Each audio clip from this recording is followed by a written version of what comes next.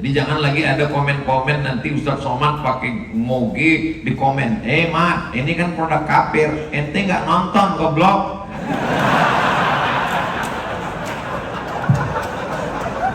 Iya, udah saya jelaskan itu. Makanya kalau nonton, tonton terus ceramah Abdul Somad sampai dapat hidayah. Assalamualaikum warahmatullahi wabarakatuh. Jangan lupa tonton terus Hi Guys Official, subscribe, like, share, and comment. Berkah selalu. Assalamualaikum warahmatullahi wabarakatuh. Hi Guys Official, mantap. Assalamualaikum warahmatullahi wabarakatuh. Waalaikumsalam warahmatullahi wabarakatuh.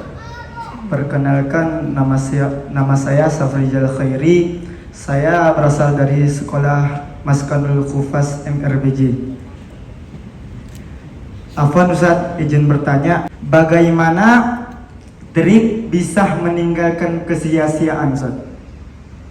Di antara sifat orang beriman, qad aflahal mu'minun, beruntung orang beriman, walladzina hum 'anil lagwi mu'ridun. Kalau ada perbuatan yang sia-sia, dia berpaling. Dia lihat sia-sia. Bro, ayo kita jalan-jalan sana sini nongkrong sebentar. Kenapa? Lagwi mu'rid. Gua yang bayar. Oke. Berarti sia-sia karena takut bayar. Maka definisi sia-sianya itu dijelaskan dulu. Sia-sia menurut apa? Sia-sia tidak bisa dibawa bekal menghadap Allah sebagai amal soleh. Itu sia-sia. Makanya Imam Ibrahim bin Adham ketika dia melangkah, dilangkahkannya kakinya pertama dia maju, pas langkah kaki kedua dia mundur lagi. Temannya heran, kenapa kamu berhenti? Di langkah pertama tadi aku bisa menjawab kalau ditanya Allah kau mau kemana. Pas langkah kedua aku bingung karena sia-sia. Maka lebih baik aku tidak langkahkan. Bumi yang kuinjak milik Allah, kaki yang kupakai punya Allah, jantung berdegup berdetak karena kuasa Allah, nafas yang dihirup pemberian Allah, paru-parunya titipan Allah, tapi dipakai untuk kesia-siaan mengundang murka Allah. Makhluk apa namanya itu? Maka kita senantiasa mesti muhasabah, introspeksi diri. Bagaimana mau menilai kualitas keislaman seorang?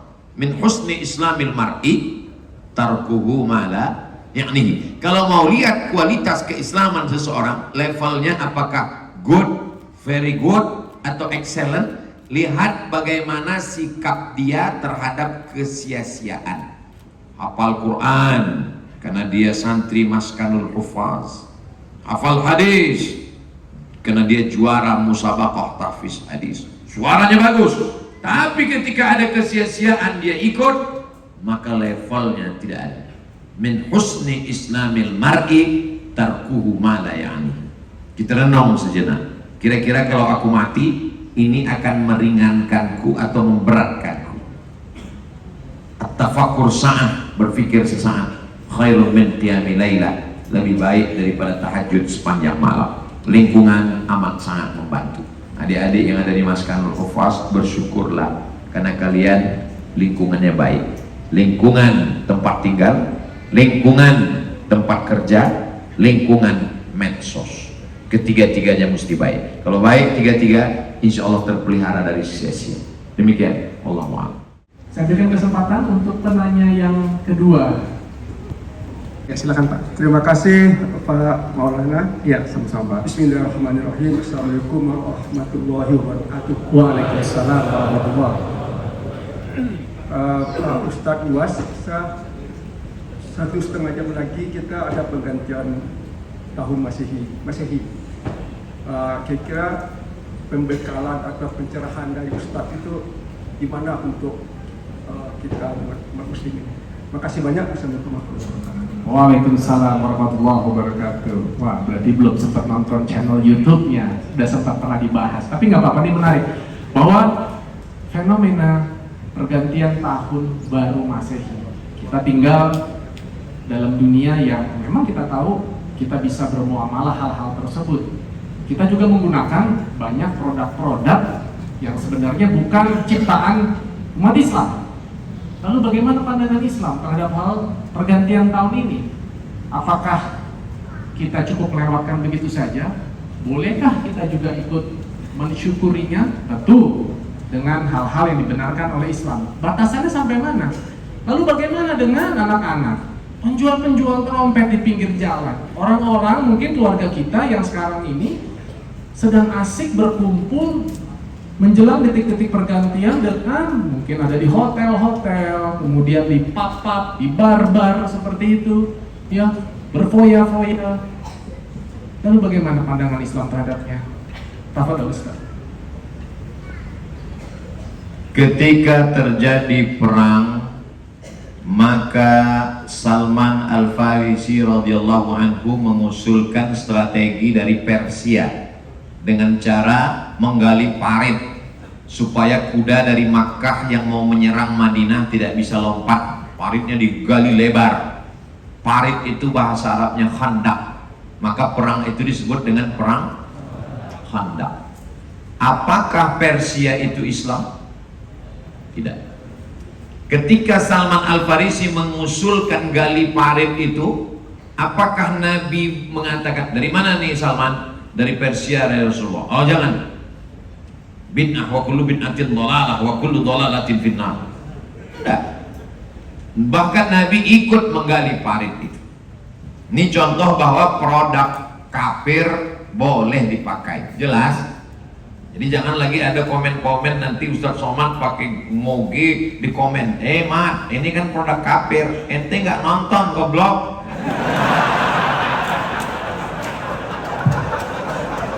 Iya, udah saya jelaskan itu. Makanya kalau nonton, tonton terus ceramah Abdul Somad sampai dapat hidayah. Contoh kedua,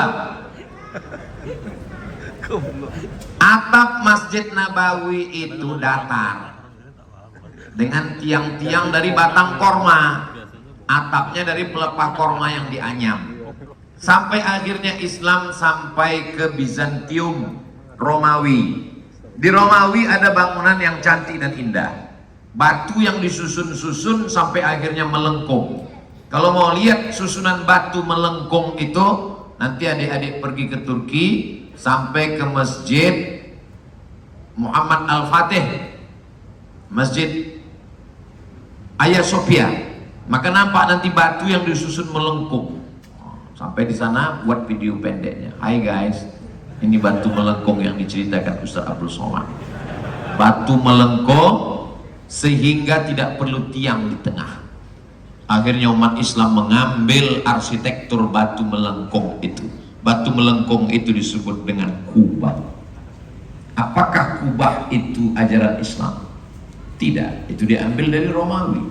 Apakah ketika bangunan itu dibawa ke Makkah dan Madinah, lalu ulama mengatakan jangan pakai karena ini produk dari sana, ini haram? Dipakai. Khandak parit dipakai, kubah dipakai. Tiga, ketika Islam sampai ke laut Mediterania, lalu kemudian umat Islam melihat di sana ada satu tiang, di atas tiang itu ada api yang menyala supaya kapal di tengah malam tidak menabrak tepian pantai. Kita menyebutnya mercu suar. Orang Arab disebut dengan manara. Diambil dari kata nar, tempat api di atas, karena ada apinya di atas. Lalu kemudian bangunan itu dibawa ke dekat masjid. Apinya dibuang, muazzinnya naik ke atas. Disebut dengan menara. Gak ada menara zaman Nabi. Menara ditemukan di Afrika Utara. Nama negerinya Alexandria. Kota itu didirikan oleh Alexander the Great dan dipakai sampai hari ini. Masjid kita ada menaranya? Kalau nggak ada, berarti nggak masjid. Khandak bukan ajaran Islam. Tiang melengkung bukan. Menara bukan. Kenapa boleh dipakai? Karena tidak terkait dengan ibadah, tidak terkait dengan ritual. Ini ajaran Islam yang membolehkan kita. Setelah saya prolog dengan 3 produk ini, sebenarnya masih panjang, tapi karena waktu kita pendek. Lalu bagaimana dengan kalender? Ada seorang kaisar namanya Kaisar Julian. Maka dia buatlah kalender maka kalender itu disebut dengan kalender Julian. Lalu kemudian setelah masa Nasrani, kalender Kaisar Julian ini diambil oleh Paus Gregorius. Maka kalender ini sekarang disebut dengan Gregorian Calendar. Tulis Gregorian Calendar.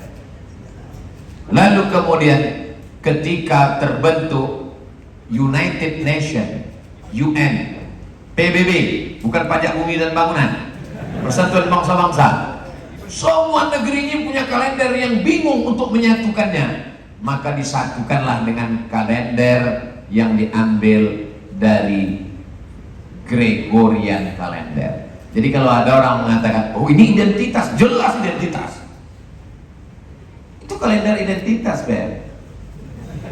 Karena diambil dari Gregorian Calendar. Tapi karena Islam ini berlapang dada menerima apapun, kita sudah diajarkan berlapang dada menerima Khandaq, menerima Kubah, menerima Menara.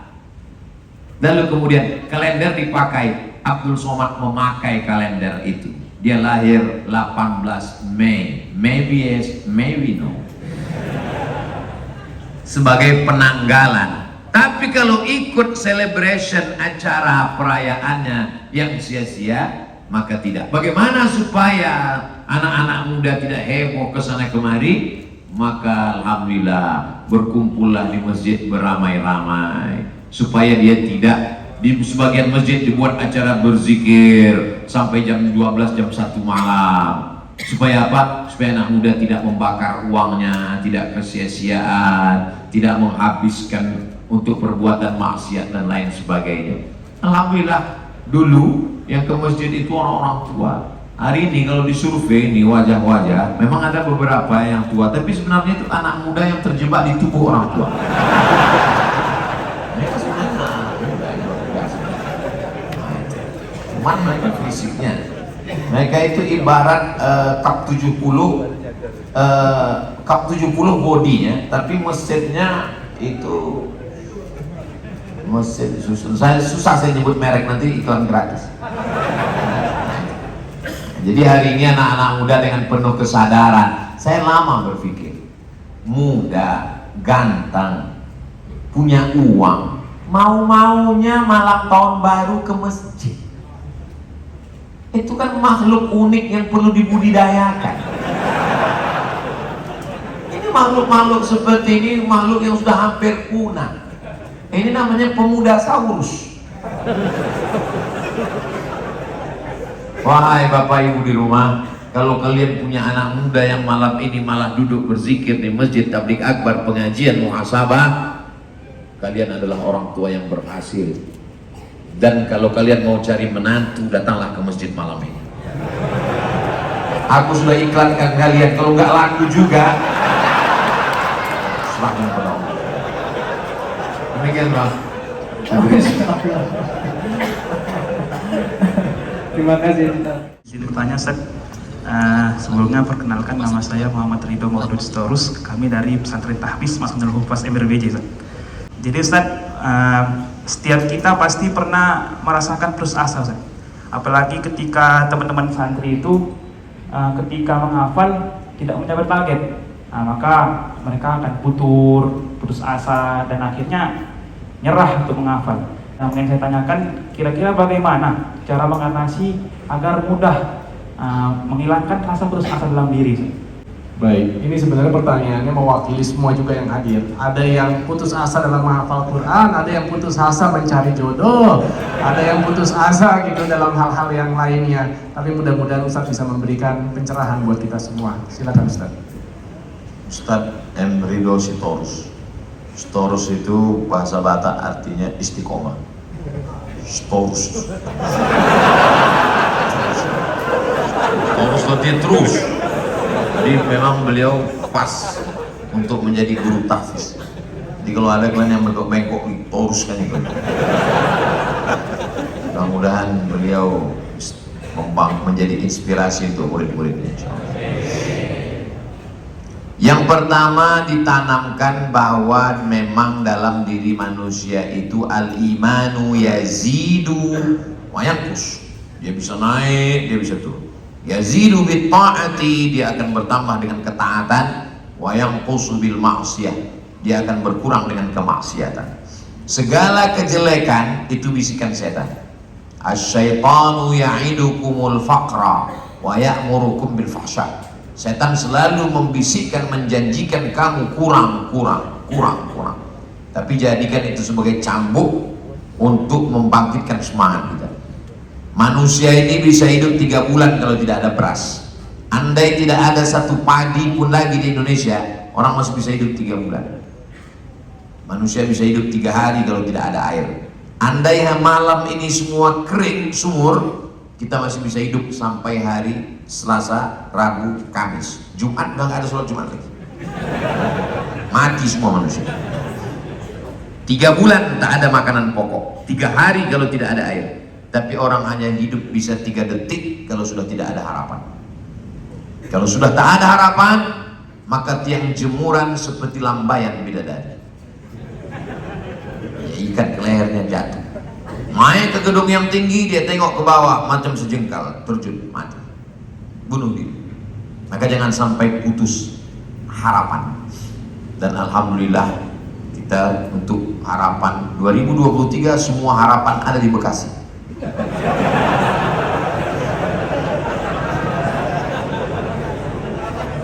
Jadi jangan sampai tidak ada harapan.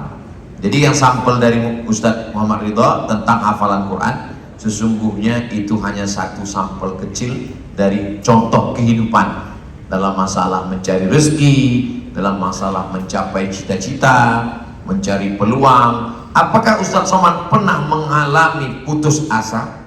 Kalau putus asa, berarti saya sudah lama mati. Nyaris putus asa, tapi tertolong karena ada yang besar dan maha besar tempat berharap. Kalau setan berbisik, kalau di dunia ini sudah tak ada lagi tempat mengadu, maka ambillah air wudhu, tempelkan keningmu ke lantai, berbisiklah ke bumi, maka makhluk-makhluk di langit akan memohonkan kepada Allah Subhanahu wa ta'ala. Boleh untuk update status besok pagi. Allah Subhanahu wa ta'ala akan memberikan jalan. Wa may yattaqillaha yaj'al lahu makhraja wa yarzuqhu min haitsu la yahtasib. Siapa yang bertakwa kepada Allah, Allah berikan dia makhraja, jalan keluar, dan Allah berikan dia rezeki dari jalan yang tidak disangka-sangka. Berapa banyak yang kita dapatkan dari usaha dan berapa banyak yang diberikan Allah tanpa usaha. Itu adik-adik yang ngapal Quran, berapa kali ayat ini dia ulang sudah putus asa, pas tidur besok muncul dia ingat. Berapa kali ayat ini yang menurut halaman ini berat sekali, tiba-tiba berapa kali begitu pedenya akan bawa ini sholat, hilang dia karena calon mertua ada di belakang. Nah itu, jadi yang penghafal Quran merasakan itu. Jangan berharap pada yang sudah dihafal, jangan putus harap pada yang belum dihafal. Jangan terlalu berharap pada orang tua yang ada, jangan putus harap karena orang tua sudah tidak ada. Karena kita masih punya harapan. Faman kana yarju liqa'a rabbih, siapa yang berharap Allah, 2, falyamal amalan shalihan wa la yusyrik bi ibadati rabbih ahada. Jadi kalau kita banyak istighfar, banyak berselawat, banyak la ilaha illallah, banyak bertasbih, Allah akan kuatkan hati kita sehingga angin-angin yang menyambar-nyambar, bisikan-bisikan untuk putus asa, down, galau, itu akan hilang sendiri. Yang menjanjikannya siapa? Allah. Ala bidzikrillahi tatmainnul qulub. Yang membuat letih itu pikiran, yang membuat capek itu pikiran. Makanya banyak rumah-rumah di kota besar menawarkan supaya kita jangan mikir, karena yang membuat naik kolesterol, yang membuat naik gula darah, kita hindari itu. Yang membuat naik gula darah, asam urat, detak jantung, kencing manis, itu semua berasal dari pikiran. Makanya orang gila itu sehat, karena dia tidak tak berpikir. Yang membuat imun down itu pikiran. Makanya terkadang sekarang ini banyak orang-orang menawarkan kita gimana supaya nggak mikir. Orang yang pakai sabu-sabu itu nggak mikir. Orang yang ngisap ganja nggak mikir. Orang yang pakai narkoba nggak mikir. Orang yang pergi ke rumah-rumah yang sengaja untuk membuat pikiran tidak bekerja. Ditulis di depan, how you can stop your mind. Bagaimana Anda menghentikan pikiran Anda. Dalam Islam tidak perlu pakai narkoba, tak perlu pakai ganja, tak perlu pakai sabu, tak perlu pakai apa-apa. Dengan kau berzikir mengingat Allah, maka saat itu coba perhatikan. Yang galau, yang macam-macam di pikirannya, nanti kalau kau begini akan begini, kalau kau begini kau akan begini, akan begini. Tasbih aja nih, subhanallah walhamdulillah wala ilaha illallah wallahu akbar. Maka ketika dia berzikir, otomatis ini melemah dan sini menguat. Datang ke kiai, kata kiai banyak-banyak istighfar, astagfirullah, astagfirullah, astagfirullah. Datang ke Habib, kata Habib banyak-banyak sholawat, Allahumma sholli ala sayyidina Muhammad. Datang ke Ustadz, kata Ustadz, afdhaluz zikri fa'lam annahu la ilaha illallah. Pas ditanya, mana yang kau amalkan? Satu pun belum. Padahal ketiga-tiganya untuk menguatkan di sini hingga lemah di sini. Ketika kita banyak istighfar, astagfirullah, astagfirullah, astagfirullah, astagfirullah, astagfirullah, sibuk kita dengan ini, akhirnya ini istirahat dia saja. Makanya kita disuruh berzikir supaya istirahat. Tapi bukan berarti orang berzikir itu tidak berpikir. Setelah dia berzikir, nanti pikirannya akan lebih tajam, pikirannya akan lebih lurus. Maka berbanyak berzikir. Banyak berpikir, kecerdasan intelektual. Banyak berzikir, kecerdasan spiritual. Banyak orang cerdas intelektual tapi kering spiritual, akhirnya lelah. Pikiran ini membuat kita lelah. Gara-gara berpikir kita lelah. Maka kalau kita banyak berzikir, insya Allah pikiran kita kuat, pikiran kita lurus, dan kita tidak lelah. Emosi, galau ke depan, diperkuat lagi zikirnya insya Allah. Demikian Bang Ardian. Allah. Assalamualaikum warahmatullahi wabarakatuh. Mengenai hasad tadi Ustaz, itu antara kita dengan Allah. Bagaimana dengan yang memfasilitasinya? Zaman-zaman pemilu begini banyak sekali yang terjadi, ya. Sengaja difasilitasi untuk melakukan itu. Nah, kira-kira dosanya atau perbuatan yang memberikan ini lebih besar dari yang melakukan atau bagaimana Ustaz? Demikian. Assalamualaikum warahmatullahi wabarakatuh. Waalaikumsalam warahmatullahi wabarakatuh. Man dalla ala khairin falahu mithlu ajri fa'ilihi. Siapa yang menunjukkan pada perbuatan baik, maka dia dapat pahala yang sama. Mafhum kebalikannya, siapa yang menunjukkan pada hasad, memfasilitasi hasad, maka dia dapat pahala hasad jariah. Jadi dapat yang sama. Jadi kalau dia dapatkan laku hasad sendiri 1, kalau dia tunjukkan kepada 5, berarti dapat bonus 4. 100 orang hasad gara-gara dia, maka teruslah menggeriak itu dosa-dosa hasad itu luar biasa. Dan kalau dia mati, hasad itu terus berlanjut, maka itu yang dikatakan man sanna fil islami sunnatan sayyi'atan. Siapa yang melakukan tradisi yang jelek, hasad tadi, falahu wizruha, dia dapat dosanya, wa wizru man amila biha min ba'di, dan orang yang melakukannya setelah mati, min ghairi an yanqusa min auzarihim syai'un, tanpa mengurangi dosa mereka sedikit pun. Jadi dia dapat 100, yang melakukan itu dapat 100, dan yang itu ditransfer ke dia dan mereka tak berkurang. Itu dia dapat, meriahlah dia dapat panen dosa tadi. Jadi kita tidak akan pernah berhenti menyampaikan ini. Saya selama saya hidup, selama saya sehat, mau dibully orang, mau dicaci, saya sampaikan aja sampai akhirnya saya mati. Sampai akhirnya, kalaupun saya mati, dia tetap, orang yang benci sama saya itu lelah, letih sendiri. Karena kalau saya mati, video saya tetap di-share orang. Walaupun saya mati, malah lebih mengerikan lagi. Kalau saya mati, saya hidup, ditontonnya kan masih nggak terlalu takut kan. Tapi kalau saya udah mati ditontonnya, mak kawannya udah mati pun muncul juga di handphone aja. Jadi ya, mudah-mudahan kita istiqomah dalam kebaikan. Hi guys official.